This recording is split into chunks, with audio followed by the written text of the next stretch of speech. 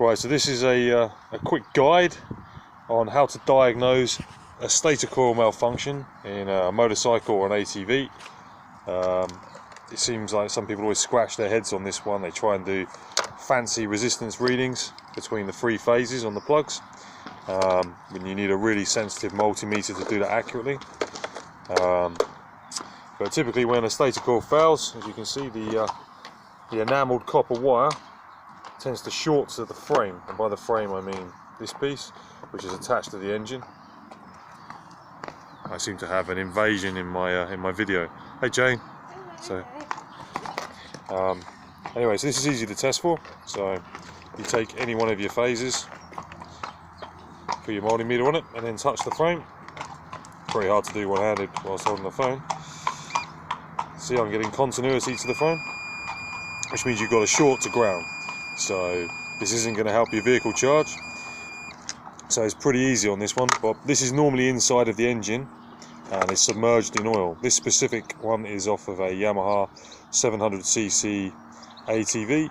I think it's a Rhino, 700 Rhino. It seems to be a common problem. I mean, this is really crisped up, as you can see. So somewhere under all that carbon is going to be a short to frame. So what we got here is this was an original manufacturer's part, but this is a Chinese copy. Now there is a difference in price, which is about £200. So the original one actually has probably a slow drying air varnish, which is like for transformers, painted on as well for additional protection. But the wires for the windings have they're enamelled, so from brand new they're actually coated and they can't short, but vibrations and heat will melt that. So if your engine gets hot enough or you draw enough current, it's just going to burn through that. So that's why they put this extra on there. It makes it last longer. This particular coil lasted about 3 years, so it's done pretty well. But it was £250, I think. It might have been more from Yamaha. This is a Chinese copy which I received through eBay. It was £45. It took about a week and a half to arrive. So this wire isn't actually bare, it is coated. You can sort of see it in places, yeah, it's a very thin coating. So literally all that has to happen to get a short would be for one of these wires to just melt the insulation there and short to ground. So what I'm going to do is I actually have some grey slow drying air varnish, which I'm going to use. You should just paint this on. It's going to take a few coats to build up a decent layer of protection, and hopefully it will end up something like this, but not burn. So this for your information. So if you do the same test from one of the phases, once again, hard to do yourself, but there you go. Right, so and you see I don't actually get a short there from either of them, and that's because there's no path to that metalwork. So basically what happens is your bike gets hot, it burns out the coil, and then you don't get any charge. So one way of which can confuse some people, where they think they've actually got, obviously with this amount of wire, I mean there's like 600 turns or something, probably maybe more, maybe 1,000 turns. Each one of these, like fingers I call them, has the same amount of turns or volume of copper per weight. So yeah, it's quite hard to do yourself, but wow, it's not hard, it takes time.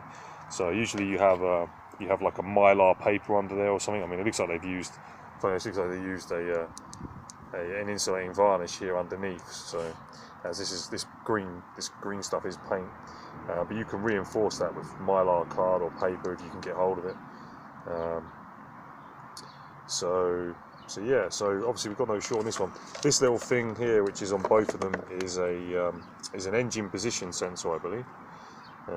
So as the wheel spins, it sends feedback. It goes through the same grommet on the engine case, which is why it's there. Quality wise, I must admit, I wouldn't say there's much in it between the Yamaha original and which is this one, and the aftermarket, apart from the extra enamelling around here. In fact, actually this one might have been a Rick's Motorsport edition. So they might have basically taken a Chinese one and then upgraded it with some extra paint and then charged a premium. But either way, it still takes time to do, and it's going to make the unit last longer. So what was I going to talk about? Oh, it's just last thing, phases. People don't understand that. So typically on motors you have different phases. As this spins in the engine, it's going to generate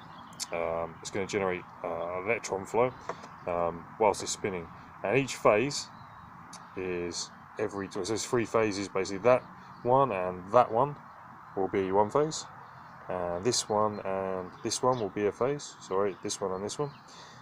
So you skip 2 because there's 3 phases. So you go this one plus miss this one is in the one phase. From here, miss this one from here, miss this one from here, and it goes all the way around. And they're joined. There's plenty of diagrams on Google. So, but as they spin, it should get equal voltage if you measure across the terminals. So the other end of this plugs into a connector. Actually, on my quad, I've already cut the connectors off and I just soldered them on, but because I think someone sent me a different model from a Grizzly, a 700 Grizzly, and they've got different plugs. But you need to ideally make sure you get these wired correctly. I don't think it should matter. I don't know if it will damage the rectifier, and the rectifier is what turns AC voltage, is what this coil actually generates and converts it to DC. So when I took the readings, interestingly, on the vehicle from the other end of the plug, I was actually getting, as you increase the revs, the AC voltage goes up. I think it was idling at 20 volts between two phases. And then when you rev it up, it goes up to 60 volts. So basically, as the RPM increases, you generate more power. That's how it works. So, but on one of the phases, which I think had the short, it was giving me Lisa, come here. Hello, Lisa. I'm explaining stator coils between the two phases. Are you going again? Yeah. Oh, that's okay. Bye then. I've forgotten what I was saying now. See, people distracting me. But yeah, so one of the phases on the quad actually had lower voltage, so when the other 2 raised up to 60, this one was only raising up to about 30. So that's where the problem was. I mean, if you look at this old one, you can kind of see that the phases. I mean, this one looks like it's cooked. It might have cooked a couple of phases, but it's a failure analysis here doesn't seem to have broken down on this bit. It's literally where all 3 wires come onto the coil. Now, it's kind of cool if you look at this one. They've done it slightly different on the new one. They've actually split them between the fingers. But if you look on the back, how these are wrapped, I think this one, I think on every stator coil you're going to get a point where all of the wires come together. There's a potential for a failure. I think if one phase fails or melts through, you're going to probably take out the others with it. So I mean, on the vehicle in question, it does actually have a voltmeter, and the voltage output from a rectifier, AC voltage to rectifier to DC typically should be 13 plus volts to charge a battery.